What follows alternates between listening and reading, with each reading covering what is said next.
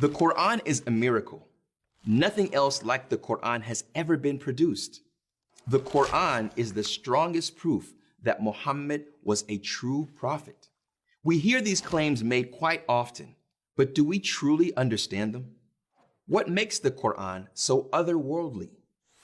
Why is the Quran a miracle?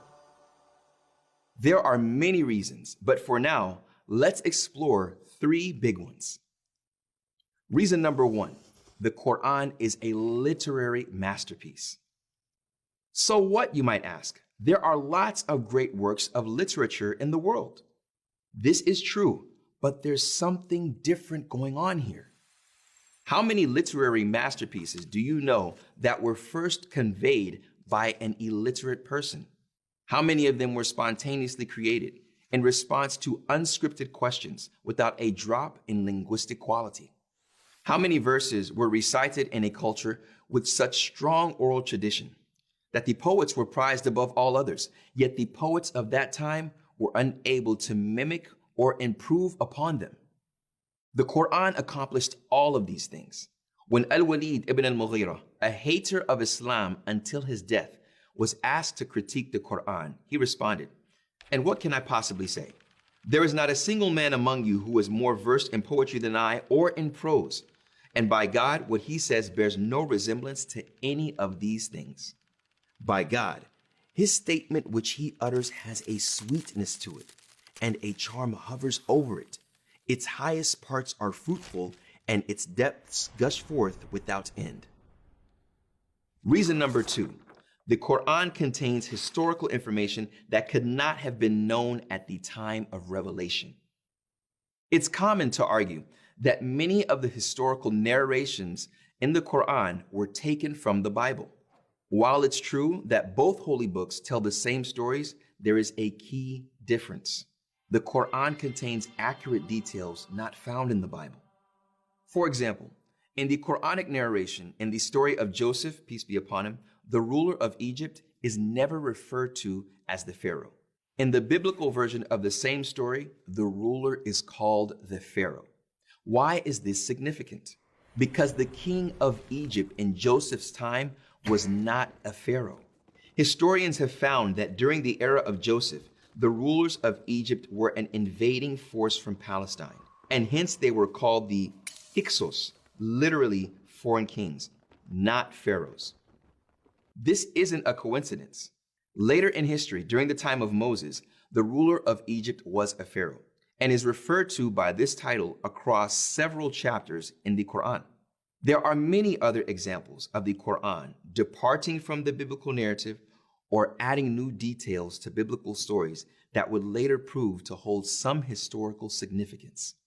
Maybe there was a version of the Bible available to Muhammad, peace and blessings be upon him, that has since disappeared. This would make sense, except that the historical record indicates that there were no versions of either the Old or New Testaments available in Arabic, Muhammad's language, until a century after the Quran was revealed. There are also no known versions of the Bible that would have contained the accurate historical details found in the Quran. Maybe a Jewish or Christian scholar taught Muhammad these details.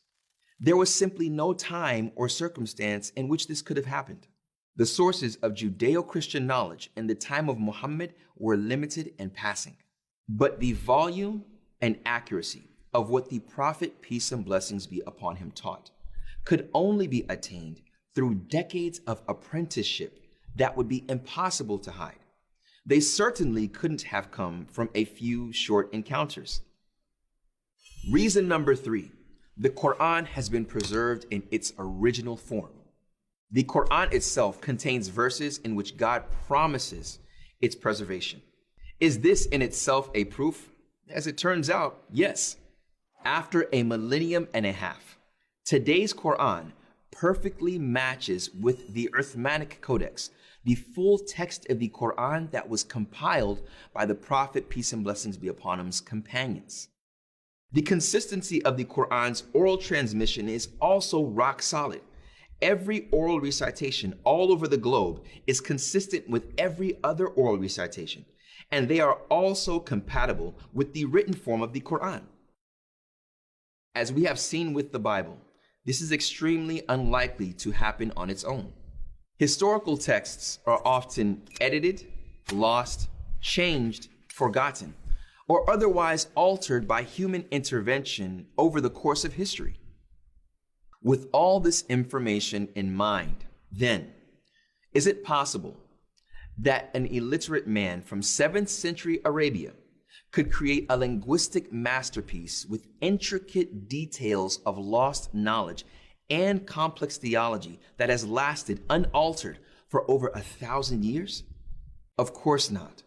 What we see in the revelation and preservation of the Quran is the divine at work.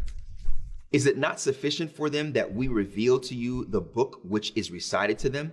Indeed, and that is a mercy and reminder for a people who believe.